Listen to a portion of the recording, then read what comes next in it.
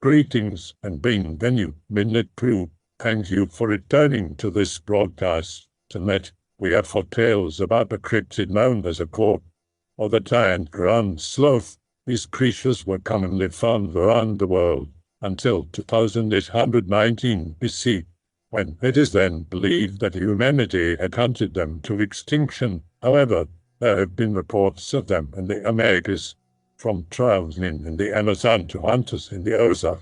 I present these tales to you, dear viewer. B23. Stalking inner woods, Arkansas Ozarks, with some new gear I'd been saving for months. Boots, tack vest, my fuck, even a milsurp gas mask. It was like Christmas. Being where I was and wanting to field test some personal prototypes, I had my nugget on hand. Wouldn't do much against the big bears, but it'd ruin any snake, stray dog or cougar's day right to hell. Had a couple strippers and 2 Clipazines trademark symbol I built and wanted to field test in my pouches, some rolled up targets stuck in my loops, and a light complement of survival gear, compass, topo map, thermal blanket, spare undies, extra bullet, MREs, canteen and camelback, amphetamines, bug spray, rope, spikes, mallet, e-tool, shower powder, baby powder, TP, the works. I've done nothing heretical to mine agent, I swear. Clipazine's trademark symbol are what I call the jerry-rigged magazines I'd custom-built from old cannibalized mags and sheet metal. They fit right onto any Nuggets feed if you pull the floor plate out. I've also done some Heinlein-esque mods to my gas mask, an airtight, at least now, water feed. But I digress. Basically practicing for the inevitable invasion. I was having a fucking great time romping around the woods, playing with my FOV in the mask, testing the reliability of the Clipazine's trademark symbol, generally having fun. I wandered next to a creek bed and decided it was time to practice my gorilla tic-tacs. It was late summer, early fall, so no danger of getting my gear wet in the non-existent stream. Shit was in more danger of water damage from my sweat. After triple-checking my safety, I proceeded to do a series of scree slides and uphill hustles in full survivalist gear. Needless to say, I got winded right quick. I stood panting in that dry stream bed and decided to check my position with my topo map and compass so I could set a course for home. In the middle of orienteering myself, I caught wind of a smell. M4 blood and Cooper, it wasn't. At first I assumed it was sweaty fumunda, but the funk quickly evolved into something fucking worse. A dark undercurrent of rot, deep notes of animal musk, a brassy score of raw garbage punctuated by garlicky timpani, and a thick black score of something between skunk and rotting onion sludge, a symphony of stench. And the conductor decided to skip the adagio and drive the opening movement straight into the scherzo because that shit was getting stronger. I went into STR8 operating mode, popped an addy from my pouch for extra focus, pulled the Clipazine trademark symbol from my nugget. It seemed to be working fine, but if I was going to have to shoot something, I'd prefer not to have ANY risk of jamming. I gagged and nearly puked up that addy tab. The smell was that strong at this point. Whatever the source was, it was definitely mobile and getting closer. Fuck it, I pulled my mask up from around my neck and pulled it over my face. It helped slightly, but my fucking dumbass waterline wasn't 100% airtight around the joint. I walked cautiously and slowly along the creek bed to where the slope was shallowest, listening for twig snap or animal sounds from above. I definitely heard something shuffling around up there, and it sounded bigger than what my nugget was up for. It was a near-constant snuffle grunt, and sloppy, uncoordinated crunching around bark and leaves. That mixed with the smell and mind immediately jumped to Big Bear. Rabid Big Bear. Let me tell you about Ozark big bears, straight from my dad's mouth. Dad's lived in the Ozarks for 58 years, and in that time only 2 things have managed to shake him: the challenges of fatherhood, and the big bears. According to him, the native black bears were hunted to near extinction between the 40s and 50s. To correct this, the ANRC, NRCS, and Arkansas Fish and Game Commission released 250 bears into the Ozark and Waukita Mountains. Their website insists that they were all black bears. My dad insists that this is bullshit. According to him, more than a few of the bears released into the Ozarks had been brown bears, and that they had interbred with the few remaining locals and the reintroduced blacks. Thanks to a little phenomenon known as hybrid vigor, the resulting offspring were bigger and meaner than their parents, and, fuck me, were also fertile. When I asked him to prove it, he simply left the summer porch, went upstairs, and came back with a manila folder labeled BB. He pulled out a couple Polaroids and asked me to take a look. I saw a big, black and brown something rooting around behind a clothesline. Dad directed my attention to the clothesline about 50 feet away from us, strung between two poles about 5-6 off the ground. The same clothesline in the picture.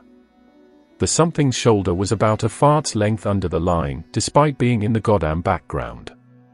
I looked through the other pictures, one of them rooting in the trash, another barely concealed by trees, all of them slightly shaky. Detail was hard to come by, but I was convinced. My dad told me two things about how to avoid getting my shit shredded by the big bears. 1. Big bears are stupid as shit, something to do with them being hybrids. This makes them more dangerous than other bears because they ain't afraid of you. This also makes them smell like shit, and you'll smell them coming a mile off. If you smell a big bear, get inside and get upstairs, but take the shotgun first and some deer slugs. And 2. If you see a big bear and you ain't at home, or you ain't got a shotgun loaded with slugs, hide up a tree if you can. They are faster than you, and it ain't no use running. I tell you all this because after 23 years I'd finally managed to prove my dad wrong about something. Well, half wrong. There's something in the Ozarks that match my dad's pictures of big bears, but whatever they are, they sure as fuck aren't bears. Back to the woods. I would have stayed in that creek bed and waited for the something to fuck off on its business, but the light was already slanting through the trees, and as bad as my dad made big bears sound, I sure as tits didn't want to be stuck with a goddamned rabid one after dark. I instead opted to climb up the opposite edge of the creek bed. Had to scramble over some big rock outcroppings and half stand, half lean against the slope of a hill, but I figured that if anything that would be one more layer of protection against the something. I had gotten a few glimpses of the something over my shoulder as I climbed, but this was my first good look at it. I just fucking stared. Like I said in my previous post, this wasn't a fucking bear. It was bear-like, but not a bear. I've been into sci-fi my entire life, Heinlein-esque mods to my gas mask, and even got Barlow's Guide to Extraterrestrials from my awesome, late, stepmom, so when I saw the something for the first time, my fucking nerd brain immediately went, oh, a Sulidor. Pick related. Except it wasn't. It looked like a Sulidor, a grizzly bear, and a sloth had a three-way on top of a garbage heap to make it. It had a long prognathous snout like a stubby-ass trunk, big angular shoulders, feet that looked like manhole covers covered in dirty matted fur, and a body like a furry blimp. Its fur was the same charcoal black day-glow brown I saw in the pictures, and full of mats and clumps of dirt.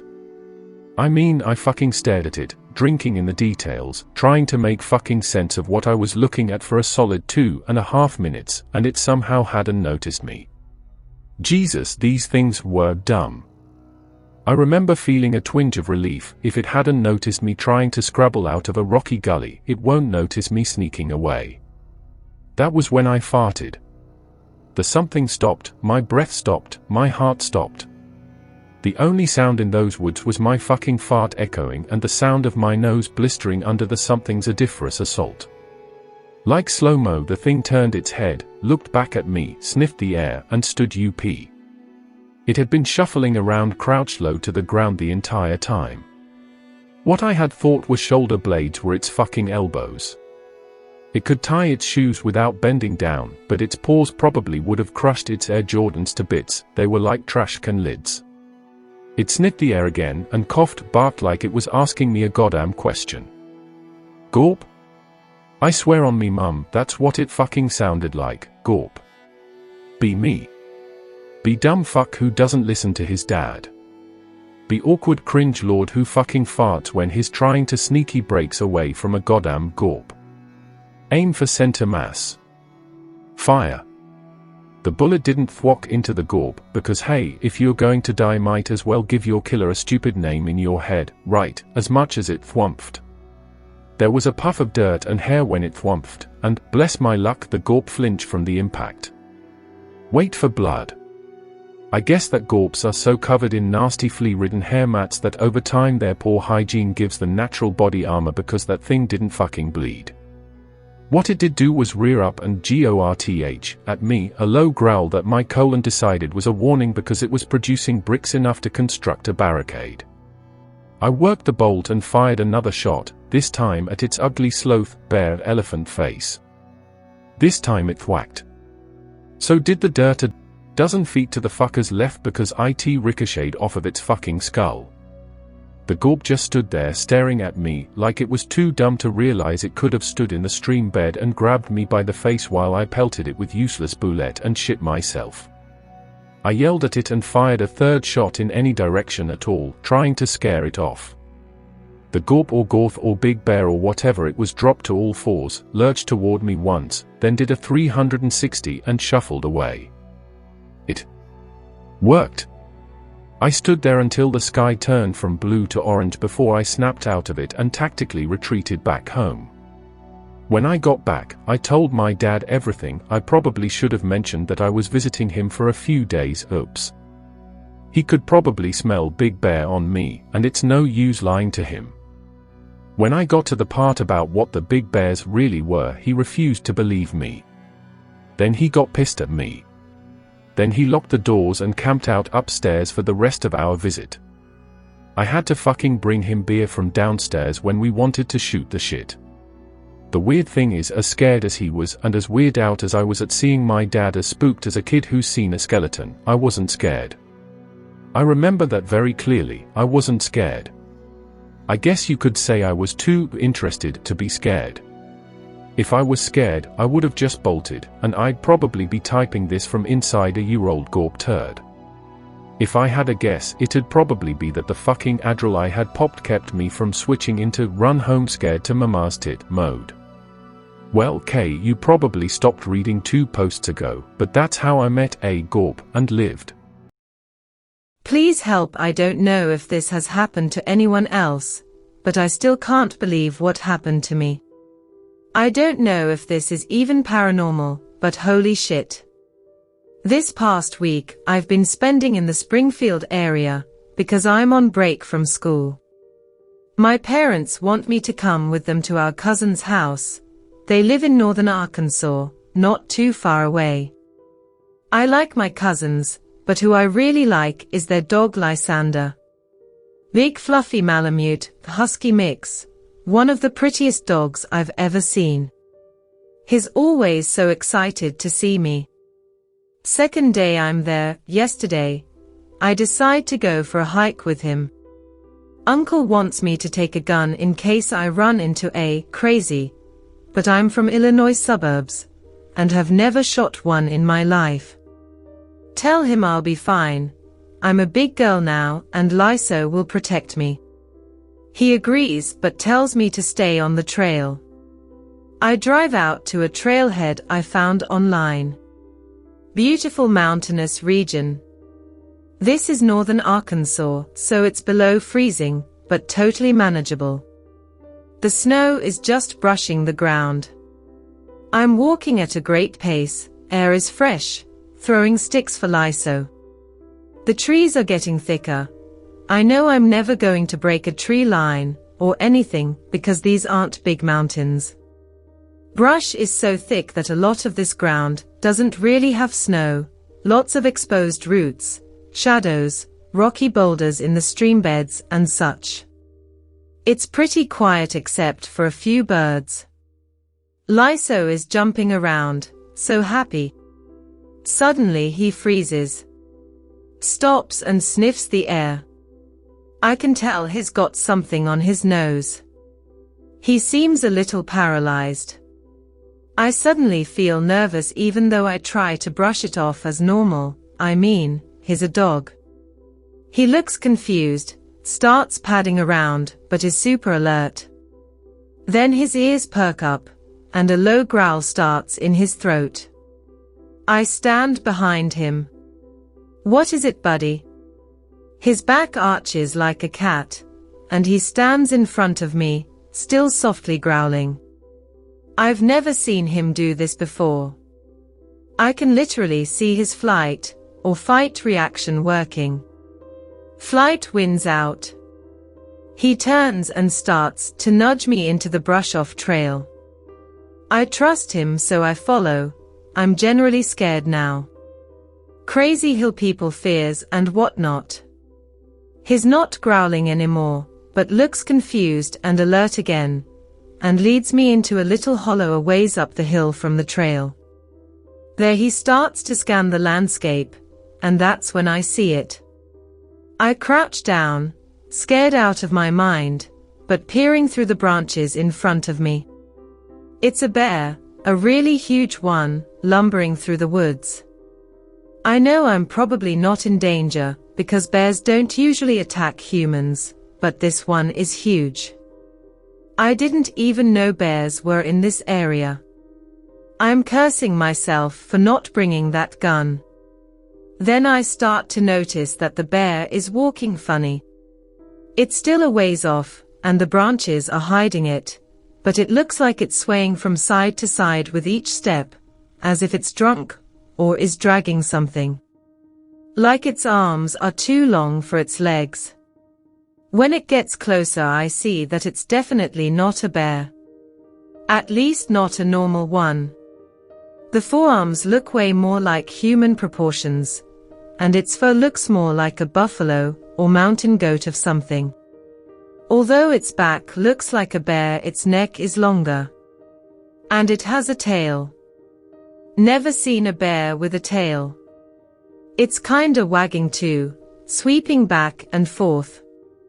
Lyso is dead silent, still on alert, but clearly just as scared as I am.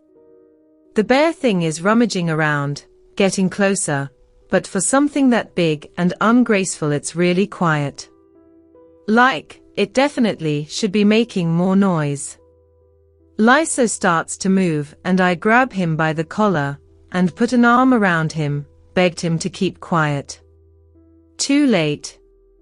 He barks, really loud, mean one, and the bear thing looks up quickly. I can't even describe the face. It's like this fat, furry bear-moose hybrid, small eyes, weird lip things. It has these small ears, and they shoot up as it's looking up the hill right at me. I'm still holding Lyso, and I'm starting to pray at this point. Then the bear thing slowly starts to stand up. My heart skips a beat. It's way bigger than I thought it was. And its arms are so terrifyingly long for its body. I let go of Lyso. He bolts down the hill, teeth baring and barking like crazy. The thing looks confused and scared and turns around, starts to hightail it back the way it came. It's running this weird long-armed bear gallop, breaking branches, but still with super quiet footsteps. I run down the hill after it as Lyso chases it away. 30 seconds later he comes back and licks my hand. I'm totally shaken. We get back on the trail and head back to my car. What the hell was that? When I got home my family believed me, but I had a hard time explaining it. My dad and uncle think that it was a bear with some kind of severe deformity, like a growth hormone gene gone wrong and fucking up its bone structure. They said there's a few bears in those mountains, and maybe inbreeding messed that one up, but its face was definitely not a normal animal. I honestly think I saw Bigfoot, or maybe whatever people think is Bigfoot. When it stood up on its hind legs, its silhouette could definitely pass for a furry primate, and holy shit, it was huge. This is literally my first time even posting on X, but since I knew 4chan I came here. Be that guy, 23, ecology student. Get opportunity for study abroad field work in Brazil. Would be camping in the Amazon one night, staying another with a small tribe that worked with the university sometimes, then camping one more night on the way out. Took a day by ferry boat to get there and one to get back. Rest of the work would be done at the university for a total of 2 weeks. Boat trip was fun. Drinking and dancing, almost got dick wet from Brazilian student but decide not to. Be of Colombian heritage so speak Spanish. Hear some of the crew talking about if they should turn around but turn away as soon as they see him. Next morning they reach the place they'll disembark from. Sorry they actually stayed in the village 2 nights, my bad. First day of hiking he said was hard, but incredible. Said it was a budding ecologist's wet dream with so much plant and animal life. As the sun began to set he remembers hearing what sounded like an elephant trumpeting from very far away. Suddenly there are guns in the crew's hands but no one will say what is going on. They hike until it is dark and then make camp. Most people in Enos provided by the university. Crew sleeps on pads on the ground with guns. Guy hears the sound in the middle of the night, but he said it sounded much closer. Maybe only a mile. From inside the Eno he hears Portuguese from the crew so he can't understand hardly anything. Mapinguari more than once. Eventually he falls asleep. Wakes up and some crew is gone. Turns out they went ahead because a tree had fallen somewhere up the trail and had to be cut up to clear the way for gear porters. Trail gets thinner and eventually they reach the village which is abuzz with activity. Men, some in shorts others in native clothes, have spears and bows walking around. Turns out there was an animal attack the night before and a little girl was killed by what was likely a jaguar. Damn shame. Web. Small funeral for the girl in both Christian and native style. Hear more Mapinguari. Ask head professor what that means. Apparently it's some forest spirit animal that is usually docile but very dangerous if it perceives a threat, kind of like a rhino.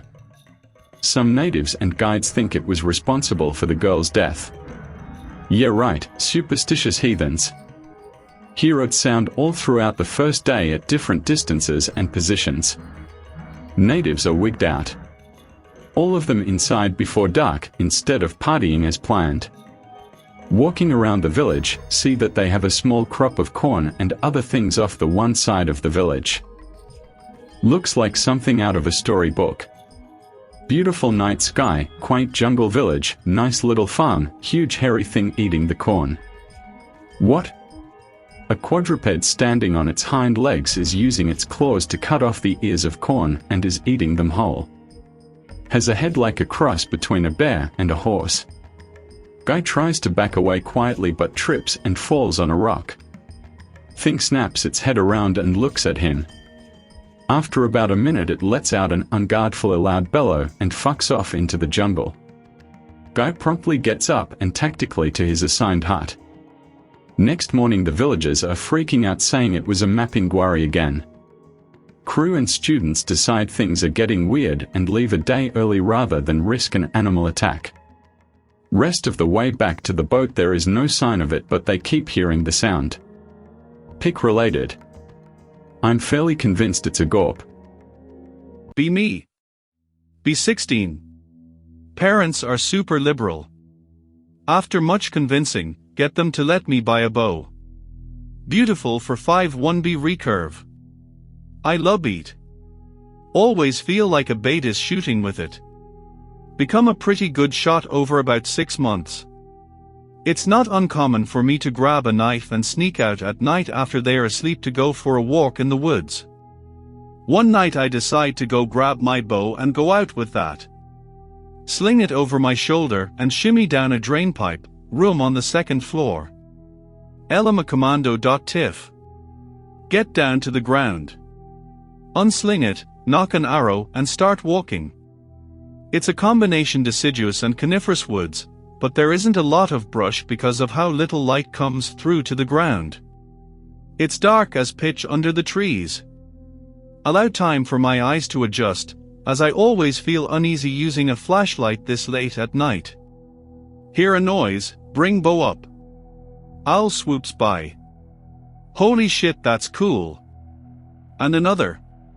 Goddammit, this is fucking awesome. Then a robin. Wait, what? After a few moments, it seems like every bird in the forest is flying away in the same direction. Hear some rabbits and deer in the distance doing the same. I'll wonder what they'd all running from. And at this time of night. So curious.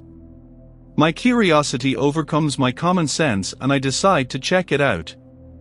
Walk slowly, constant 360 threat scan. Suddenly, hear a loud snuffing sound coming from this big briar thicket that I hadn't seen before. Figure it's a boar or something. Still don't want to bother it. Arrow back in the quiver, bow over my back. Climb up a nearby pine, get as high up as I can. Looking down into the briar patch. Suddenly, it looks like the boar is coming out. Beak patches of briar are getting torn apart or pulled out of the way. Something comes out of the briar.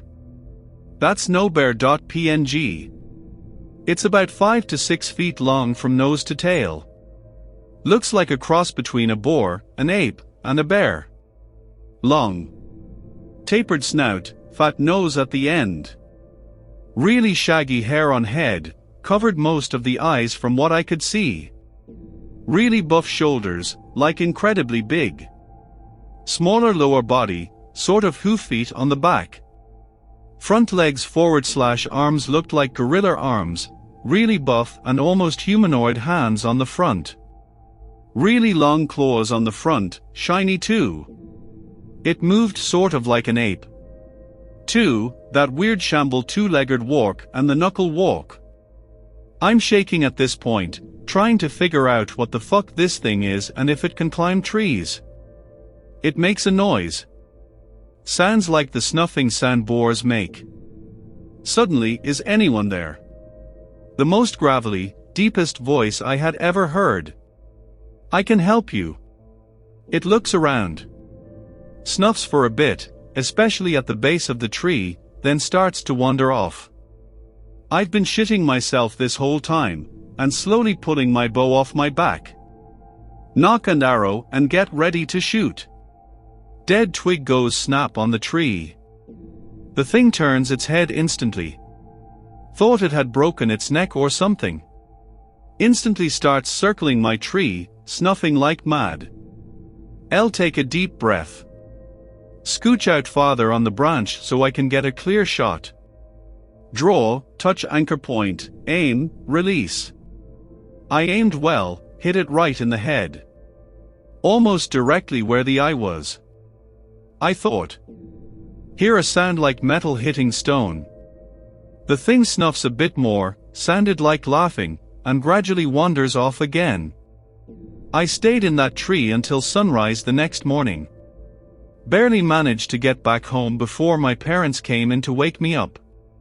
They wondered why I looked so tired. I hope that you enjoyed tonight's broadcast. If you enjoyed tonight's story, then please subscribe to the channel as more green texts will appear daily. A new broadcast will appear when the clock strikes midnight Central Time.